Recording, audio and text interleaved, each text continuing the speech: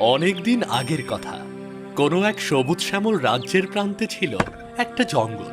সেই জঙ্গলের ভেতরে একটি কুঁড়ে ঘরে বাস করত এক কাঠুরিয়া ও তার একমাত্র সুন্দরী কন্যা মেঘমালা।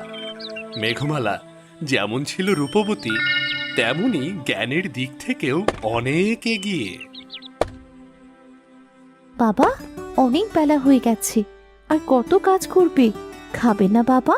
হ্যাঁ রে মা, হ্যাঁ, খেতে তো হবে। না খেয়ে কি আর কাজ করা যায়? এই তো এই কাঠ কাটা হয়ে গেছে, এখন খেয়ে দে, আবার জঙ্গলের ভেতরে কাঠ কাটতে যাব। ঠিক আছে, তাহলে আর দেরি করো না, ভেতরে এসে খেয়ে নাও। হ্যাঁ হ্যাঁ, আসছি, তুই ভিতরে গিয়ে সব বেড়ে রাখ, আমি এখনই আসছি।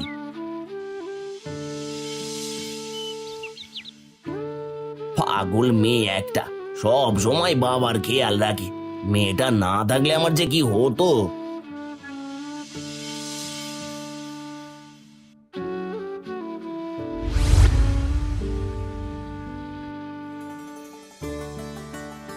এই দে মা দে, এই তাড়াতাড়ি কটা খেতে দে, খেয়ে দে, এখনই আবার কাঠ কাটতে যেতে হবে। খেতে বসেও তো তাড়াহুড়ো করছো কেন? খাওয়াটা তো আস্তে ধীরেও খেতে পারো। আস্তে ধীরে খেলে চলবে না, আর দিন থাকতে আবার কাঠ কেটে ঘরে ফিরতে হবে। তা না হলে জঙ্গলের হিংস্র পশু রাতে একা পেলে কি আর আস্ত রাখবে? বুঝতে পেরেছি, প্রতিদিন ওই একই কথা। খাও তো এবার।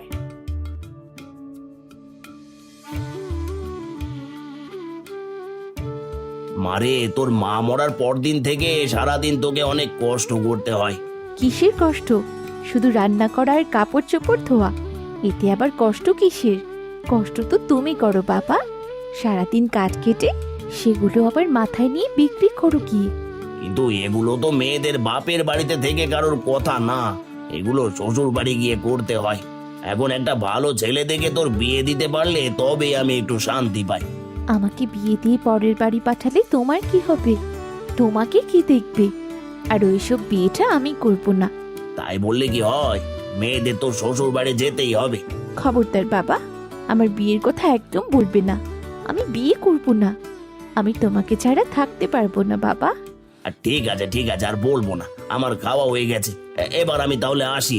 ঠিক আছে যাও, কিন্তু দিন থাকতেই ফিরে এসো। হ্যাঁ হ্যাঁ, দিন থাকতেই ফিরে আসবো।